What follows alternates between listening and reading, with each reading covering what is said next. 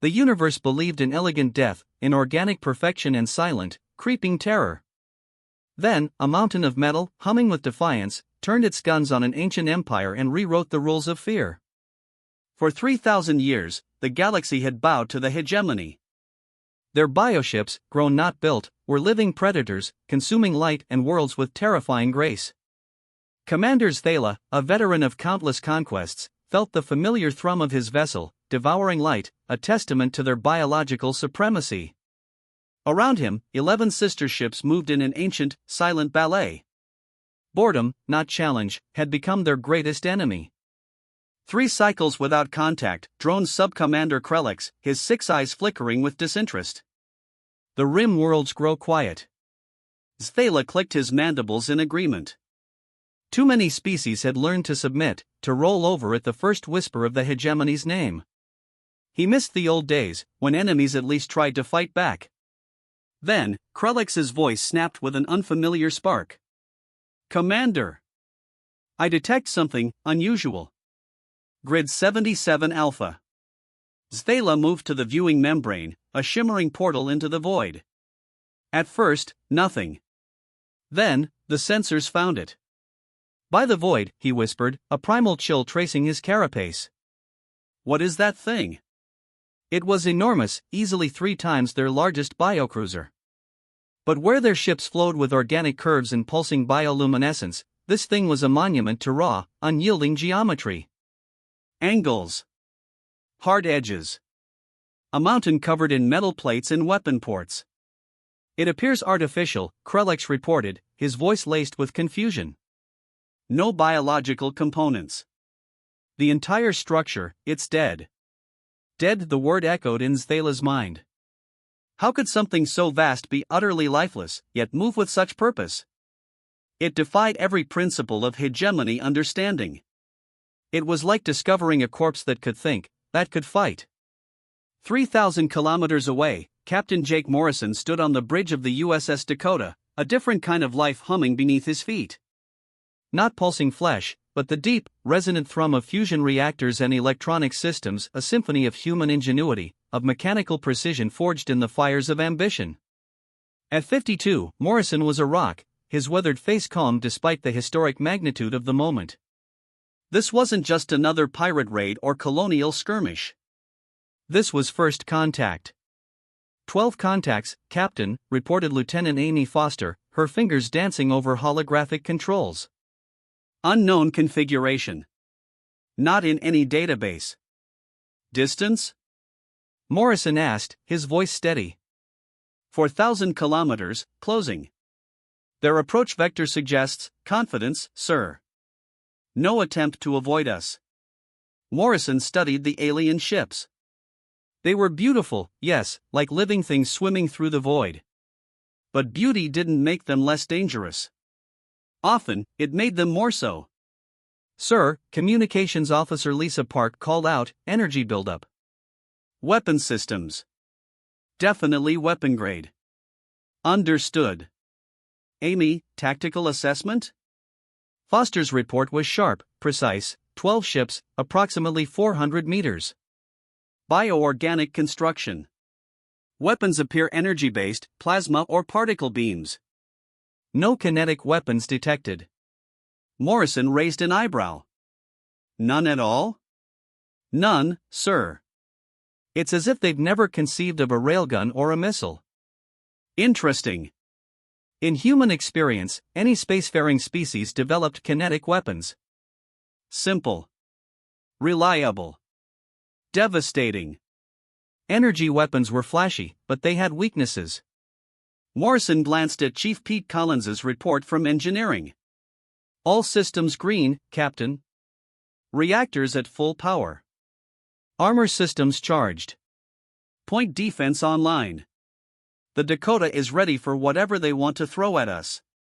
A ghost of a smile touched Morrison's lips. The Dakota. Pride of the colonial fleet.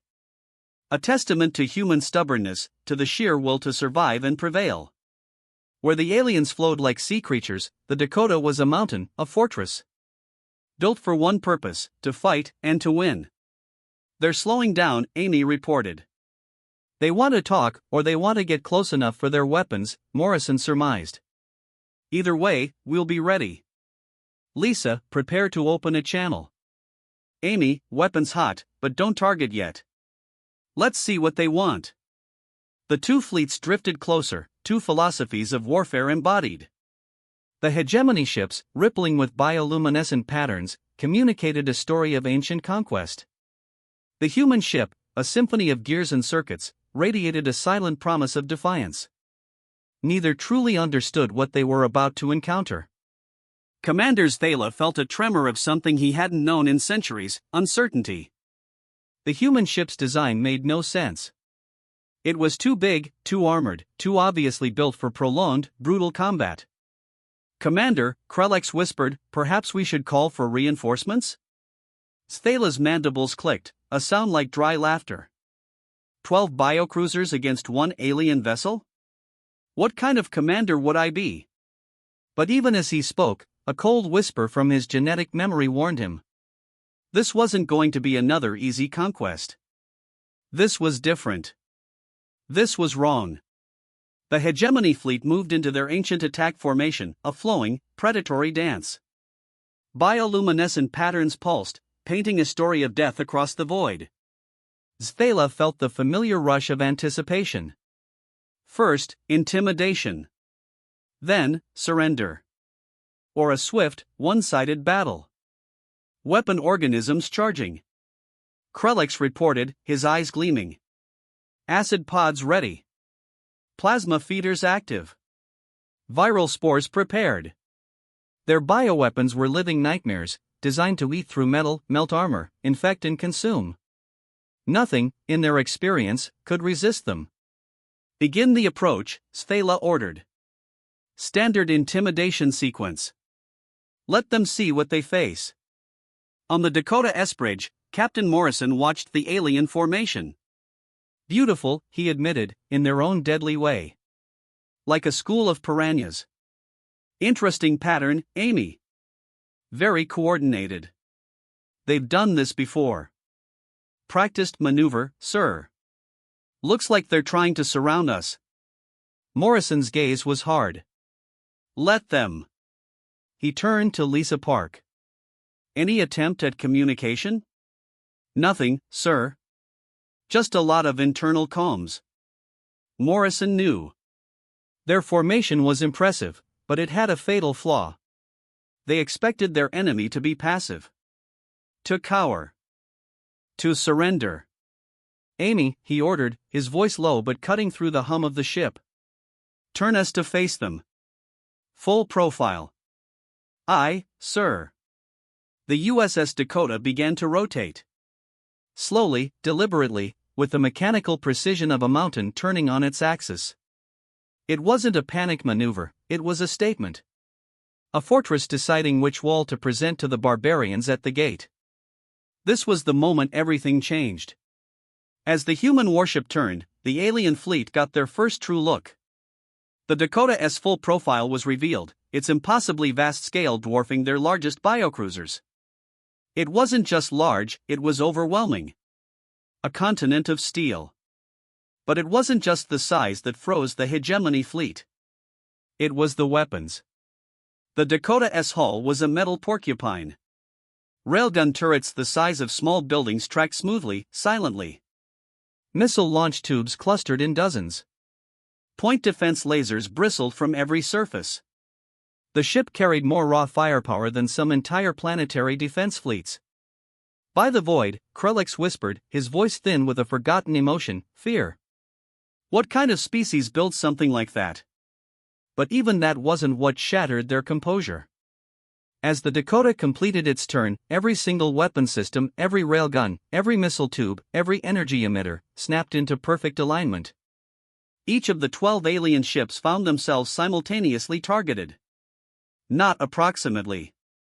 Not close enough. But mathematically perfect. Railguns aimed at their exact centers of mass. Missiles angled for evasion routes. Energy weapons precisely calibrated to penetrate their armor. In 3 heartbeats, the human ship had acquired firing solutions for 12 different targets moving in complex patterns. The calculations were staggering. Their best biocomputers needed minutes. The Dakota did it in seconds. Krellix's voice trembled. They have target locks on all our ships. All of them. At the same time. Zthela stared at his tactical display. A web of interconnected lines, each representing a single-shot kill. Impossible. How, he croaked. How can one ship on the Dakota S bridge? Amy Foster reported, all targets acquired, sir. Firing solutions locked and updated in real time. They've stopped moving. Morrison nodded, unsurprised. He'd seen that look before. That primal freeze in the face of something incomprehensible. Something that thought faster, calculated better. Engineering, he called, power levels? All systems nominal, Captain. Collins's cheerful voice replied. Reactors barely above idle. We could maintain this for weeks. Morrison allowed himself a small, private smile. The Dakota S quantum processors and AI systems hummed, drawing less power than a small city, yet processing tactical data at a rate no biological mind could ever hope to match. The alien fleet hung motionless, trapped in the invisible crosshairs of human technology. Their graceful attack formation had become a death trap. Every move they might make was already calculated, already countered. For the first time in 3,000 years, a hegemony fleet had been stopped cold by pure, unadulterated technological superiority. Zthela's mind reeled. His bioships adapted, yes, but adaptation took time, evolution took generations. The human ship was simply faster. Its artificial brain reacted at electronic speeds. Commander, one of his sub-commanders queried. Orders? Zthela had none. Every manual, every battle plan, every strategy in the hegemony archives assumed an enemy slower, less sophisticated. They had never encountered a species that could outthink them in real time. The human ship waited with mechanical patience. Captain Morrison broke the deadlock. He knew someone had to make the first move. And he preferred to be the one talking. Lisa, open a channel to all alien ships. Channel open, sir. Broadcasting on all frequencies. Morrison stepped forward, his image appearing on screens throughout the alien fleet. He wasn't impressive, a middle-aged man in a plain blue uniform, gray hair, lines on his face. But in his calm demeanor, there was an absolute, chilling confidence. This is Captain Jake Morrison of the United Earth Colonial Navy, he said, his voice clear, steady, echoing across the void. You are in human space. State your intentions. The words struck the alien fleet like a physical blow. Not because they were threatening, but because they were so direct. No ornate titles, no flowery speeches, no complex diplomatic dance. Just a simple question that assumed they had a choice. Zthela stared. In 3,000 years, no one had ever asked the hegemony to explain its presence. They were the hegemony. Their presence was explanation enough. Sub-Commander, he whispered to Krellix, how do we respond? Krellix's 6 eyes blinked in confusion. I do not know, Commander. The question makes no sense. We are the hegemony. We go where we choose. But even as they spoke, they both understood how hollow that answer sounded. The human hadn't asked who they were, or what they wanted to take. He had asked what they intended to do. It was a question that assumed agency. Zthela drew himself up. I am Commander Zthela of the Hegemony Fleet, he transmitted, his voice carrying the full weight of 3 millennia of unquestioned power. We are masters of this sector. You will surrender your vessel and submit to our authority. The words that had conquered 1,000 worlds sounded utterly hollow. On the Dakota S bridge, Amy Foster suppressed a smile. Morrison's response was delivered in the same calm, even tone. I see. And if we decline your offer? The question caught Zthela off guard again. Surrender demands were accepted, or met with desperate attacks. No one ever asked for clarification. Then you will be destroyed. Zthela retorted, falling back on the standard hegemony response. Understood, Morrison said, as if acknowledging a weather report. Lisa, close the channel. The communication ended, leaving the alien fleet in stunned silence. The human captain had received their ultimate threat with the casual interest he might show to a minor inconvenience. He did not seem concerned, Krelix whispered. Stella was beginning to understand that this encounter defied everything in their experience. But pride, and 3 millennia of training, demanded he follow through. Begin the attack, he ordered. Deploy spore clouds.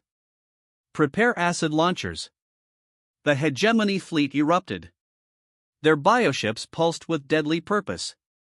Corrosive spore clouds, glowing with their own internal bioluminescence, erupted from launch tubes, expanding spheres of death.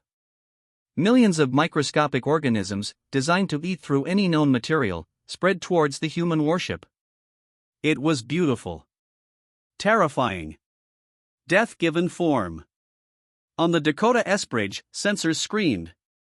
Captain, reading biological material.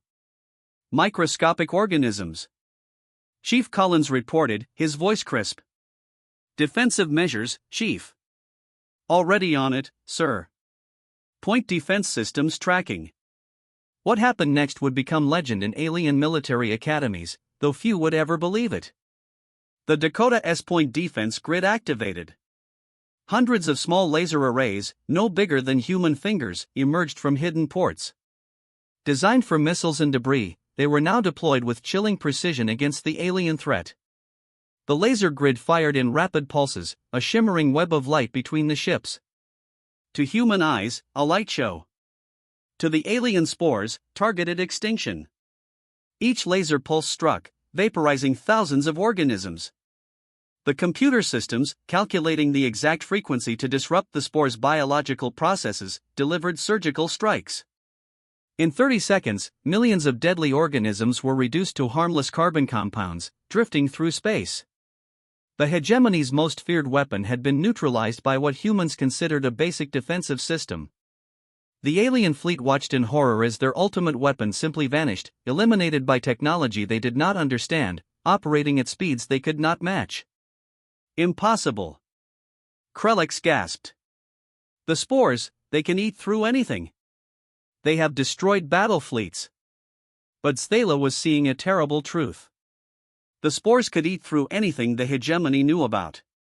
Humans, it seemed, had built their ships from principles the aliens had never even conceived. Chief Collins's voice came back, radiating professional satisfaction. Threat neutralized, Captain. Point defense worked perfectly. Should I be worried about this stuff? Morrison looked at the harmless remains of the alien attack, then at the frozen enemy fleet. His response was transmitted automatically to the alien ships through the still-open monitoring channel. Was that supposed to be an attack? The question hung in space like a physical weight. The hegemony had just deployed their most feared weapon, and the human captain was asking if it even qualified as an attack. Commander Thala felt a cold certainty he had never known. He was completely out of his depth. These humans didn't just have better weapons. They thought about warfare in ways that made hegemony tactics seem like children playing. The bioships hung in space, their commanders reeling. For the first time in 3,000 years, a hegemony attack had been casually dismissed as inadequate. The communication channel remained open. What followed was not an exchange of threats, but something far more terrifying for the hegemony, a casual conversation that laid bare the true scope of their predicament. Human vessel, Thala transmitted, forcing authority into his voice. You have witnessed only a fraction of our power. Surrender now, and your death will be swift. Captain Morrison's response was almost an aside. Lisa, are you getting good recordings of all this? Command's going to want detailed reports. The casual comment, meant for internal ears, slammed into the alien fleet. The human captain wasn't treating this as a desperate battle, he was treating it as a routine patrol encounter that would require paperwork. Sir, Amy Foster's voice drifted over the comms, still audible to the aliens. Based on their formation and weapon signatures, these appear to be patrol vessels. Intelligence suggests their standard tactics rely on biological warfare and energy weapons. Our kinetic barriers should be completely effective against anything they can deploy. The professional analysis, delivered with clinical detachment, hit the aliens like a gut punch. The human tactical officer had studied their ships for mere minutes and already understood their capabilities better than some hegemony commanders understood their own vessels. Worse, the casual dismissal of their star-conquering weapons, completely effective. Not just confident, but certain nothing they did would even scratch the Dakota. Commander, Krelix whispered urgently, they speak as if this is routine for them. As if they have faced fleets like ours before. Impossible. Stela hissed, but his conviction faltered. We are the only spacefaring power in this sector. Captain, Lisa Park chimed in, I'm intercepting their internal comms. No encryption. Should I translate? Morrison nodded. Put it on speaker. Let's hear what they're thinking. Alien voices filled the bridge, automatically translated. How many ships do they have? One asked, fear in his tone. This cannot be their entire fleet. Another replied, no species sends a single ship to face the hegemony. But if this is just one, where are the others? Amy Foster looked at her captain, a glint in her eye. Sir, they think we're the advanced scout for a larger fleet. Morrison considered this. The aliens had sent 12 ships to investigate empty space. Chief Collins, he called, what's our status on the new weapon systems? Command wanted field testing data. Collins's cheerful voice crackled back, all systems green, Captain. The new railguns are performing perfectly. Reactor output steady. We could maintain full combat readiness for weeks. The conversation, still broadcast, landed on the hegemony like a series of hammer blows. The humans weren't just unafraid, they were disappointed. They had hoped for a real test, and 12 alien ships were apparently insufficient. Lisa, Morrison continued, his voice echoing across the void, send a message to Admiral Chen. Tell her we've made contact with local aliens. Current threat assessment is minimal. Request instructions for next phase of exploration. The message, automatically translated, spread through the hegemony fleet. Admiral Chen. An admiral. Meaning more human ships. Many more. And this massive, impossibly powerful warship was just one vessel in a fleet large enough to require an admiral. Krelix's voice was barely a whisper.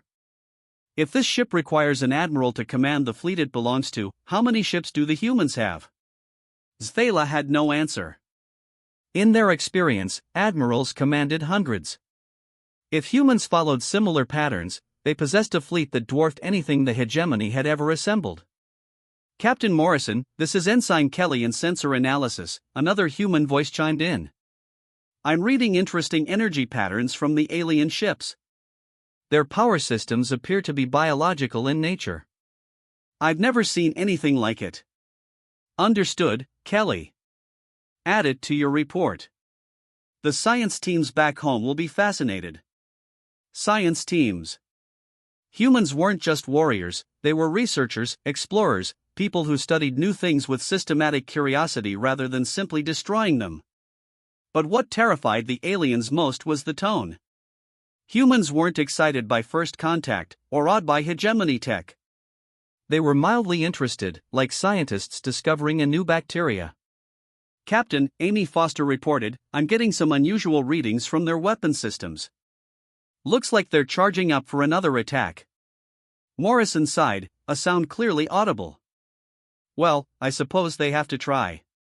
Probably required by their military protocols.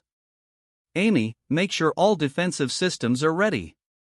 I don't want to have to explain battle damage to the repair crews.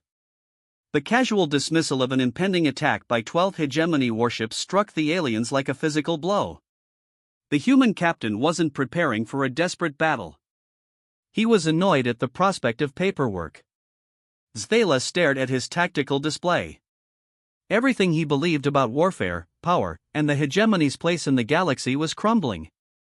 These humans didn't see his fleet as a threat. They saw it as an inconvenience. All ships, he transmitted on a secure channel. Hold position. Do not attack.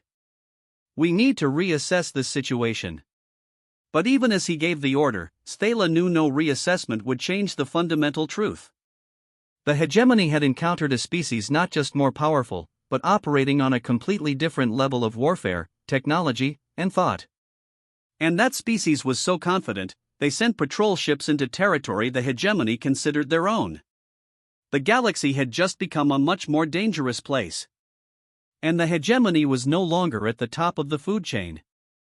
The standoff stretched for another hour.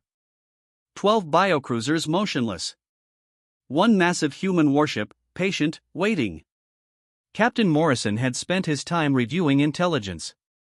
The aliens hadn't attacked again, meaning they could learn. Good. That meant they might be capable of reason. Amy, he said finally, assessment of their current status? Maintaining formation, not charging weapons. Power levels normal.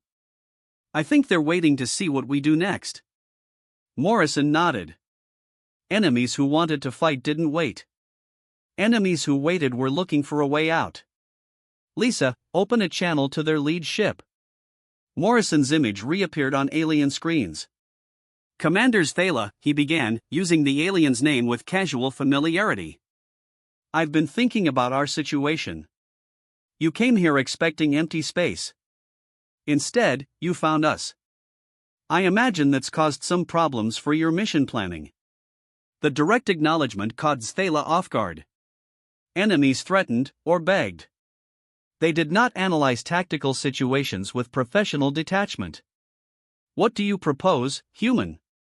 Thala asked, his voice carefully neutral. Morrison smiled. It wasn't cruel or threatening, but the smile of a man who had thought through every possibility and found them satisfactory. Here's what's going to happen, Morrison said, his voice calm, unflinching. You're going to return to your superiors with a message. Humanity claims this entire sector.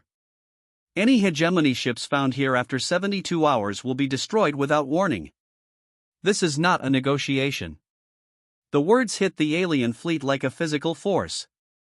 In 3,000 years, no one had ever given the hegemony an ultimatum. They were the ones who made demands. You are one ship against the might of the hegemony. Thala retorted, falling back on his people's ancient strength. We have conquered 1,000 worlds. Our fleets number in the hundreds. You cannot stand against such power. Morrison's response came back, immediate and confident. Then you should know what conquest looks like. The simple statement carried more weight than any threat. It suggested that humans had conquered before, understood the process, and were utterly confident in their ability to do it again. Chief Collins, Morrison continued, knowing the aliens were listening, give them a demonstration of what we're talking about. From deep within the USS Dakota came a sound that had never been heard in this part of the galaxy. A low hum that resonated through the ship's very bones, building into a cosmic thrum that vibrated through space itself. The alien bioships, with their sensitive organic hulls, felt it like a physical touch. The Dakota's main railgun was charging. Not a bioweapon, but pure physics made manifest. Magnetic coils the size of buildings generated fields so powerful they warped space. The charging process took 30 seconds. 30 seconds during which every alien in the fleet watched sensors scream, registering energy levels that defied belief. Sir, Amy Foster reported calmly, main gun charged and ready. Target selected. Morrison nodded. Fire. The railgun discharged with a flash of light that briefly outshone the local star. A tungsten rod, weighing several tons, accelerated to a significant fraction of light speed. The projectile streaked between the fleets, a silent spear of human will, towards its target, a large asteroid floating in the distance. The impact was visible to the naked eye. The asteroid, a chunk of rock and metal several kilometers across, simply ceased to exist. One moment, it was there, solid and permanent. The next, an expanding cloud of superheated plasma that glowed like a newborn star. The demonstration was perfect in its brutal simplicity. No exotic weapons, no mysterious biology. Just raw, unfathomable kinetic energy. The aliens watched their sensors try to calculate the force required and found the numbers almost meaningless. Kinetic energy, Morrison explained conversationally to the stunned alien fleet, we find it very reliable. The understatement shattered the hegemony commanders. They had just witnessed the casual destruction of an asteroid larger than some of their space stations, delivered by a weapon the humans described as reliable. Zthala stared at the expanding plasma cloud. The last of his confidence crumbled. Humans hadn't just demonstrated superior firepower. They had demonstrated a level of technological sophistication that made hegemony weapons seem primitive. Commander, Krulix whispered, we must withdraw. This is not a battle we can win. For the first time, Zthala agreed. He was a soldier, and he understood the implications. Human captain, he transmitted, his voice heavy with defeat. Your message will be delivered. Morrison nodded, a glint in his eye. I thought it might be. You have 72 hours, Commander. I suggest you use them wisely. The hegemony fleet began its slow turn away from human space, their graceful bioships moving with none of their earlier confidence. As they prepared to jump to faster-than-light travel, Morrison's voice reached them one final time. Commander Zthala, the human captain said, his tone almost friendly. When you report to your superiors, make sure they understand one thing. This was just a patrol ship, we have much larger vessels if the situation requires them. The communication ended, leaving the alien fleet to contemplate the implications as they fled. If the Dakota was just a patrol ship, what did human battle fleets look like? As the biocruisers disappeared into hyperspace, Captain Morrison turned to his tactical officer. Amy, think they'll be back? Lieutenant Foster considered the question seriously. Oh, they'll be back, sir. But next time, they'll bring everything they have. Morrison smiled, a predator's grin. He settled back into his command chair. Should be more interesting. On the bridge of the USS Dakota, the crew returned to routine patrol duties. They had just fundamentally shifted the balance of power in an entire sector of the galaxy. But for them, it was simply another day of doing their jobs. In the depths of space, the plasma cloud that had once been an asteroid continued to expand, a glowing, terrible monument to human defiance, ingenuity, and unyielding will. The galaxy had just become a very different place, and humanity, with its mountains of metal and its quiet, terrifying confidence, had just declared its presence.